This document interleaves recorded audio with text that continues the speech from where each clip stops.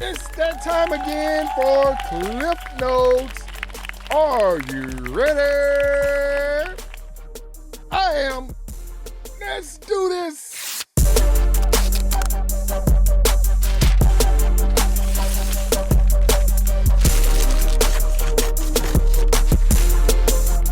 Folks, welcome to another great edition of Cliff Notes. I've got the information and news you positively can use right now. Let's talk NBA playoffs. And first things first, I've got to talk about the Boston Celtics. Oh, yes, Boston Celtics. You thought I was going to talk about that? No, I'm talking about the game that was not thought to be a game. In that first quarter, man, I heard more Knicks fans in Boston than I heard Boston fans in Boston. They were hooping and hollering, and they were up by 9. The Knicks said, "Ooh, we're going to close it out, but not so fast," says Jaylen Brown. Jaylen Brown comes out and does his thing. I think the game kind of changed when Josh Hart goes up for a layup and comes back with his head busted to the white meat. I was like, oh my gosh, somebody has busted this man's head wide open. Hit with an inadvertent elbow. They fixed it up. And this dude is so tough, he stayed in the game. Yeah, Josh Hart. Man, that dude tough. I don't care what you say. That's a tough guy.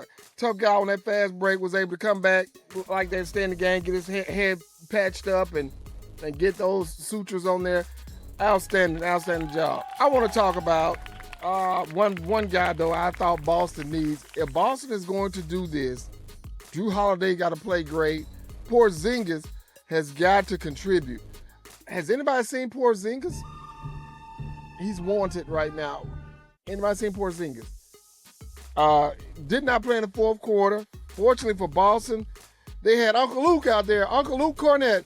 He was, get it. Don't stop. Get it. Don't stop. Get it. Man, Luke Cornett played great. Propelling Boston. He was playing defense great. Luke Cornett, man, moved his feet. He made some money. He's a free agent in this year. Cornett will play for somebody else's team as a starter. Big man. Impressive game for him. I thought he was probably the most unsung, valuable player on that team. Of course, Jaylen Brown, he did his thing, but Luke Cornett was definitely Tootsie rolling down there. Let me see that Tootsie roll. One quick thing for the coach at Boston Celtics. I'm not even going to call Joe Mazzulla's name right now, but that's the way you win, man. Pick and roll. Stop shooting all those dang on threes, man. Stop shooting the three.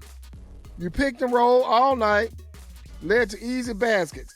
That was so well. And also, stop hacking Mitchell Robinson. That doesn't work. Mitchell Robinson didn't miss a free throw. So stop it already. Just play defense. And the last thing I want to address about this game was Jalen Brunson. He's a classic man. I'm a classic man. But man, 5 fouls in the third quarter. Where they do that at? He came into the third with 0 fouls. He left the third with 5. And didn't make it in the fourth quarter. I think he fouled out with 7:19 left. 6 fouls. Man, that game is done. Absolutely done. It was terrible. The Knicks now have pressure back on the Knicks. They've got to go to the city that never sleeps, the concrete jungle, and all the other stuff Alicia Keys be singing about, and win. Now you're in New York. Moving on to the next game. The Minnesota Timberwolves dispatched Playoff Jimmy. Has anybody seen Playoff Jimmy? Has anybody seen him? I'm going to talk about Playoff Jimmy in a second. But man, oh man, Golden State season is not done. Steph Curry was not able to get back due to injury. I will tell you this. I just felt bad for Steph Curry. He goes down with an injury, and at the time, his team is leading 1-0, and they lose 4 straight immediately. Obviously, it's very different whenever you don't have Steph on the floor. I will say this right now as I go back and address Playoff Jimmy. I looked at my comments this morning, and from YouTube and from other platforms, TikTok, people couldn't wait to say, "What happened to your playoff Jimmy? What happened to playoff Jimmy?" Oh, I know what happened to him. Playoff Jimmy is missing. Let's talk about playoff Jimmy stats. He went for 17 last night. Playoff Jimmy shot 4 for 11.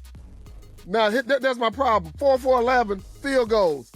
You can't shoot 11 times, Jimmy. You are the man. You got to shoot more than 11 times. 0 for 3 from 3. 6 rebounds and 6 assists. Let's talk about game 4. Jimmy Butler only shot 9 times. 9 times? You the man. Buddy Hield is saying, "Okay, Jimmy, carry us home." Draymond Green, he's going to give you what he can. He's only 6'9". He's trying to check Rudy Gobert, which ain't happening. And then you let Julius Randle look like he all NBA, Hall of Famer, great, as he just was coast to coast getting rebounds and just nobody getting in front of him, going down and laying the ball into the basket. Wow. I tell you what, that was a good old-fashioned whipping. Whoop that trick. Get him. Whoop that trick. Minnesota just spanked them.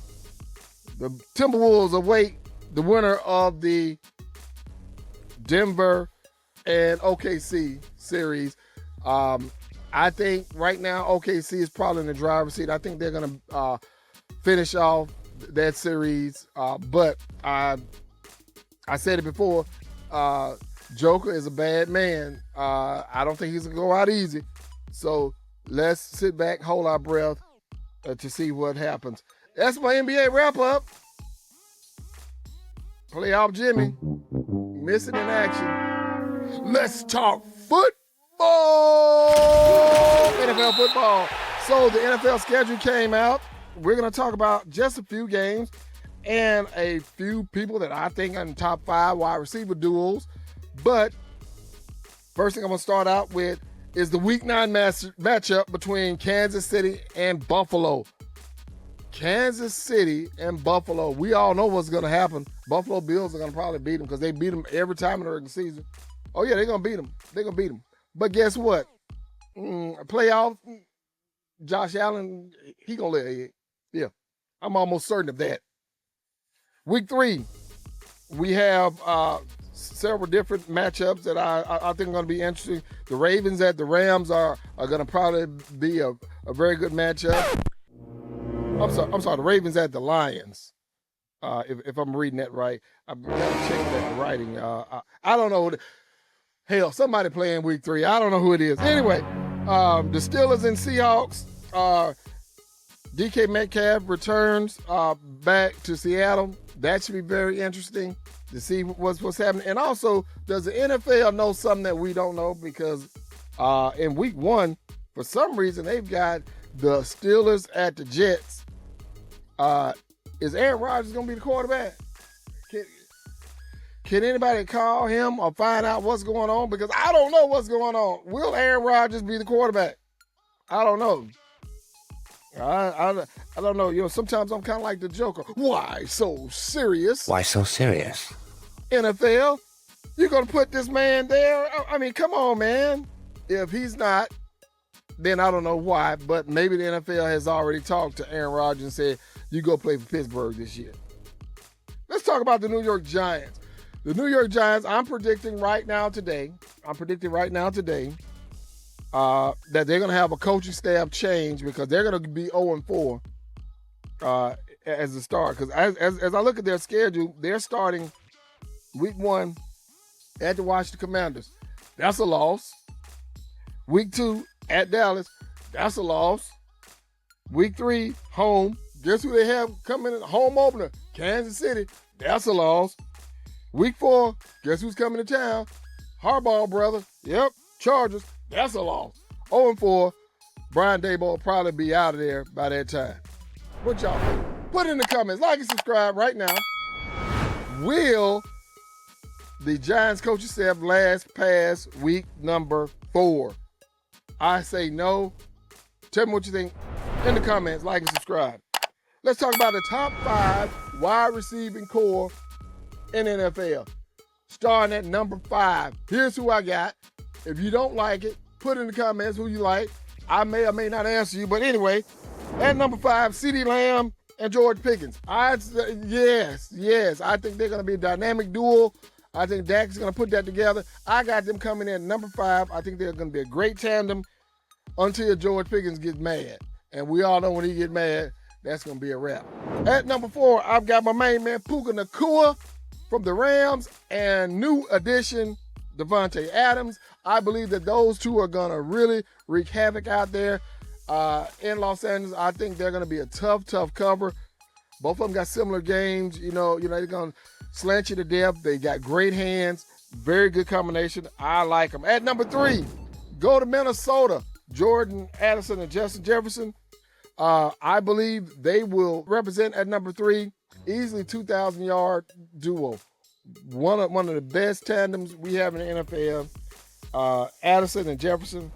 Going now to number 2, my tandem is A.J. Brown and the Slim Reaper Smith. Yes, indeed. What else can you say? They're Super Bowl champs. They've set the standard. I've got them at 2,500 yards this year. Only other duel that is better than them.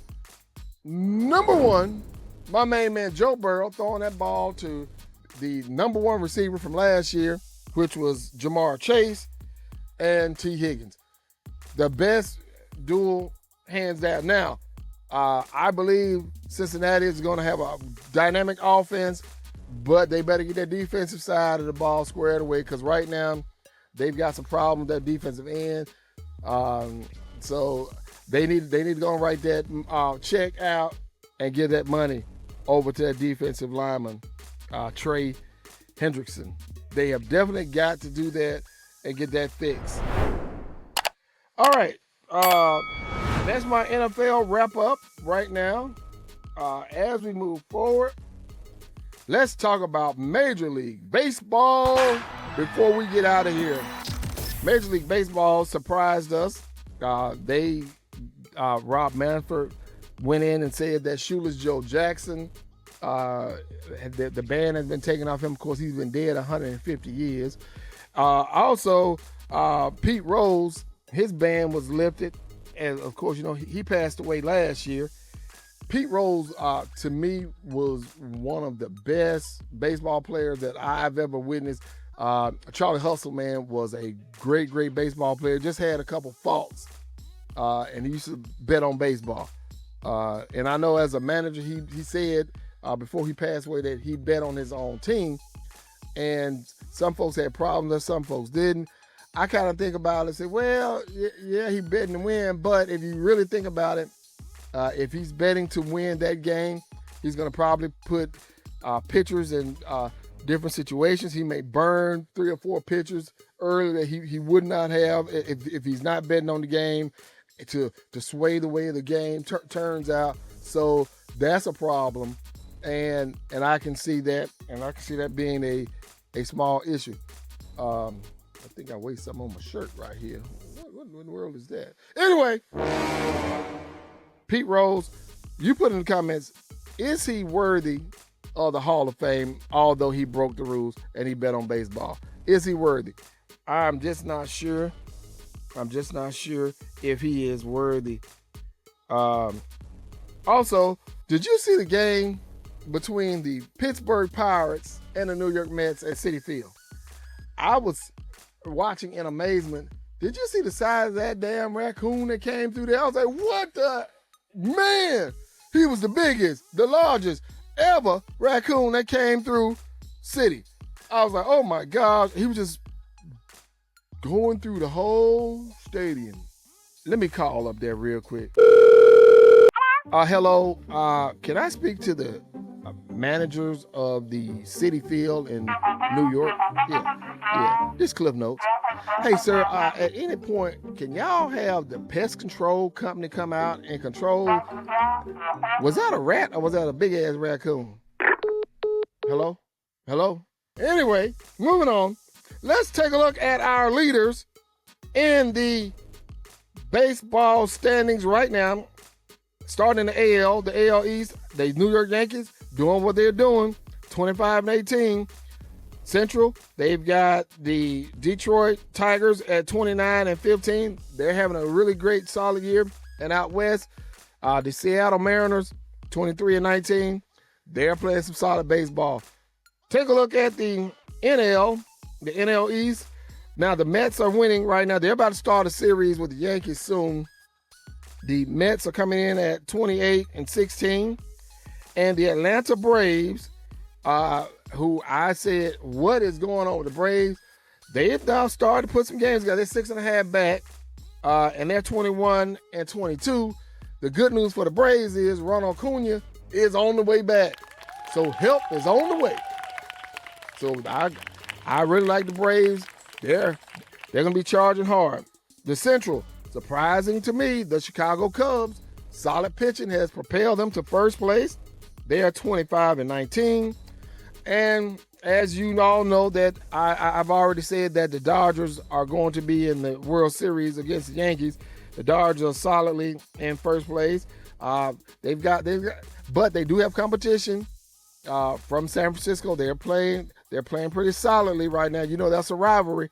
So right now they're ahead in the standings, 28-15 out in the NL West. That's my show. I hope that you enjoyed this show. I've enjoyed bringing it to you. Like and subscribe. Put in your comments if something I say that you don't like for instance, people said that Bill Sims said Abdul Carter can wear that jersey. No, he didn't. That's why he didn't wear it. He didn't do it. Stop questioning me. I do the research and I put it out to you. You can believe everything I say on Tuesdays and Thursdays. I'll holler. This your boy Cliff Notes. I'm out. See. Peace.